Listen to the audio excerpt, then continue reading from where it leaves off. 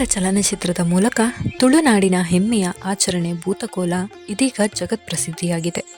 ದೇಶ ಮಾತ್ರವಲ್ಲದೆ ವಿದೇಶಗಳಲ್ಲೂ ಚಿತ್ರ ವೀಕ್ಷಿಸಲಾಗಿದೆ. ವಿದೇಶಿಗರು ಕೂಡ ಭೂತಕೋಲ ಆಚರಣೆಯ ಕುರಿತು ಮಾತುಗಳನ್ನಾಡುತ್ತಿದ್ದಾರೆ. ಇಷ್ಟಕ್ಕೂ ಏನಿದು ಭೂತಕೋಲ? ಭೂತಕೋಲವು ಕೇವಲ ನೃತ್ಯವಲ್ಲ, ಇದು ಪ್ರಕೃತಿಯ ಶಕ್ತಿಗಳನ್ನು ಪೂಜಿಸುವ ಪವಿತ್ರ ವಿಧಿ. ನಮ್ಮೂರು ಹುಯಿಗೆರೆ. ಈ ಹುಯಿಗೆರೆಯ ನೇಮೋತ್ಸವ ಎಂದರೆ ಭೂತಕೋಲ. ಚೌಡಿ ಎಂಬುದು ಒಂದು ಶಕ್ತಿಯುತ ಗ್ರಾಮ ದೇವತೆ ಅಥವಾ ಭೂತ ಎಂದು ನಂಬಲಾಗುವ ದೈವ. ಗ್ರಾಮದ ರಕ್ಷಣೆ ಮತ್ತು ಜನರ ಕಷ್ಟಗಳನ್ನು ಪರಿಹರಿಸಲು ಈ ಕೋಲವನ್ನು ನಡೆಸಲಾಗುತ್ತೆ. ಹುಯಿಗೆರೆ ಗ್ರಾಮ ಇದು ಚಿಕ್ಕಮಗಳೂರು ಜಿಲ್ಲೆಯ ಬಾಳೆಹೊನ್ನೂರು ಸಮೀಪದಲ್ಲಿರುವ ಹುಯಿಗೆರೆ ಗ್ರಾಮದಲ್ಲಿ ನಡೆಯುತ್ತೆ. ಹುಯಿಗೆರೆ ಭೂತಕೋಲವು ನೇಮೋತ್ಸವ ಅಂದರೆ ಹುಯಿಗೆರೆ ಭೂತಕೋಲವು ವಿಶಿಷ್ಟವಾದ ದೈವಾರಾಧನೆಯ ಒಂದು ಭಾಗವಾಗಿದೆ. ಇದು ಸಾಮಾನ್ಯವಾಗಿ ಸ್ಥಳೀಯ ದೈವಗಳಾದ ಒಂಟಿ ಪಂಜುರಳ್ಳಿ, ಗುಳಿಗ ಚೌಡಿ, ಹುಲಿ ಚೌಡಿ, ಮುಡುಬಾ ಜೋಗಿ ಇನ್ನಿತರ ಗ್ರಾಮ ದೈವಗಳಿಗೆ ಸಲ್ಲಿಸುವ ಸೇವೆ ಮತ್ತು ಹರಕೆಯಾಗಿದೆ. ಇದು ಹುಯಿಗೆರೆ ಗ್ರಾಮದಲ್ಲಿ 2 ವರ್ಷಗಳಿಗೊಮ್ಮೆ ಆಚರಿಸಲಾಗುತ್ತದೆ. ಬಹಳ ಅದ್ಭುತವಾದ ಆರಾಧನೆ ನಡೆಯುತ್ತೆ.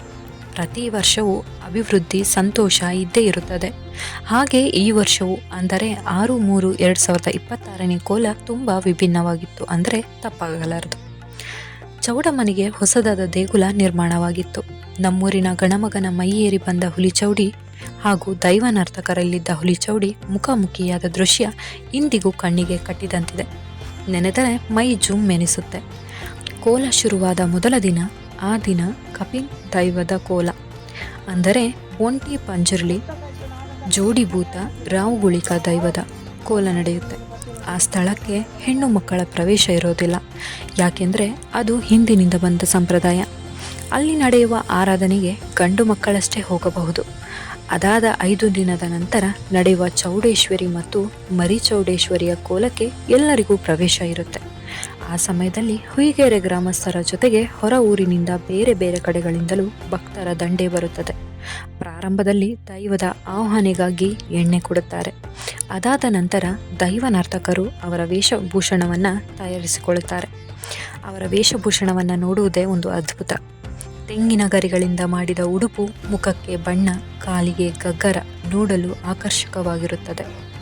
ನಂತರ ದೇವರ ಮುಂದೆ ನಿಂತು ಮಾತನಾಡುತ್ತಾರೆ. ಅಲ್ಲಿ ಊರಿನ ಹಿರಿಯರು ಅದನ್ನು ಆಲಿಸುತ್ತಾರೆ. ನಂತರ ನೃತ್ಯ ನಡೆಯುತ್ತದೆ. ಗಗ್ಗರದ ಶಬ್ದ, ತಾಳ ಮದ್ದಾಳೆಗಳ ನಡುವೆ ದೈವವು ನರ್ತಕನ ಮೈಮೇಲೆ ಬರುತ್ತದೆ. ಇದು ಒಂದು ನಂಬಿಕೆಯಾಗಿದೆ. ಈ ಸಮಯದಲ್ಲಿ ದೈವವು ಭಕ್ತರ ಸಮಸ್ಯೆಗಳಿಗೆ ಪರಿಹಾರ ನೀಡುತ್ತದೆ ಅಥವಾ ಅಭಯ ನೀಡುತ್ತದೆ. ಇದನ್ನು ದರ್ಶನ ಅಥವಾ ಪ್ರಶ್ನೆ ಅಂತ ಕರೀತಾರೆ. ಸಾಂಸ್ಕೃತಿಕ ಮಹತ್ವವನ್ನು ನೋಡೋದಾದರೆ ಇದು ಊರಿನ ಸಮೃದ್ಧಿ, ಬೆಳೆ ಮತ್ತು ರಕ್ಷಣೆಗಾಗಿ ನಡೆಯುವ ವಾರ್ಷಿಕ ಉತ್ಸವ ಅಥವಾ ಹರಕೆಯಾಗಿರುತ್ತೆ.